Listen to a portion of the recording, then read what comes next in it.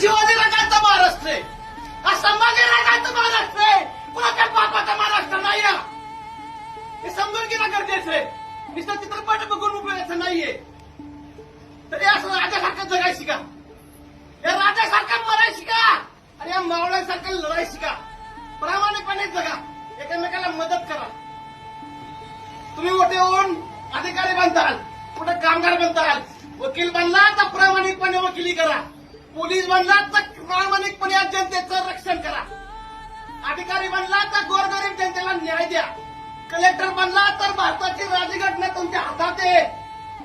समाजाचं कल्याण करण्याचा अधिकार तुम्हाला आहे. हे समजून घ्या. चित्रपट बघून उपयोगाचं नाहीये. त्यांचा वाचना इतिहास स्मरण गरजेचं आहे. हे समजून घ्या. इतिहास बघा, वाचा, इतिहास घडवा. आज आपल्या महाराष्ट्राला पुन्हा शिवाजी महाराजांची गरज आहे. आपल्या महाराष्ट्राला पुन्हा संभाजी महाराजांची गरज आहे.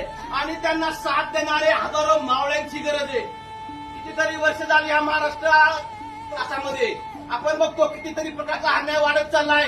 शाहू महाराज, छत्रपती महाराज, शाहू महाराज, आंबेडकर, जिजाऊ, महात्मा फुले यांचे विचार विसरत चाललाय हा महाराष्ट्र. तो विचार आत्मसात करण्याची गरज आहे. हा महाराष्ट्र पुन्हा उभा राहण्याची गरज आहे. हे समजून घ्या बाळांनो, हे समजून घ्या. नुसतं चित्रपट बघून उपयोगाचा नाही, यातले विचार समजून घ्या. खरंच या समाजाला माझं सांगणं आहे, नुसतं चित्रपट बघू नका. जिथं अन्याय होत असेल, अन्यायाची लढा, एकत्र या. त्या चुकत्या रावणांचा वध करा. आज रावणांची संख्या समाजामध्ये जास्त झालेली आहे. चांगली माणसं समाजामध्ये आहेत, चांगली माणसं समाजामध्ये अजूनही आहेत, परंतु त्या चांगली माणसं एकत्र येत नाहीत. आणि त्यामुळे या रावणांचं फावलंय. एकत्र येणं गरजेचं आहे आणि त्या रावणांचा वध करणं गरजेचं आहे बाळांनो.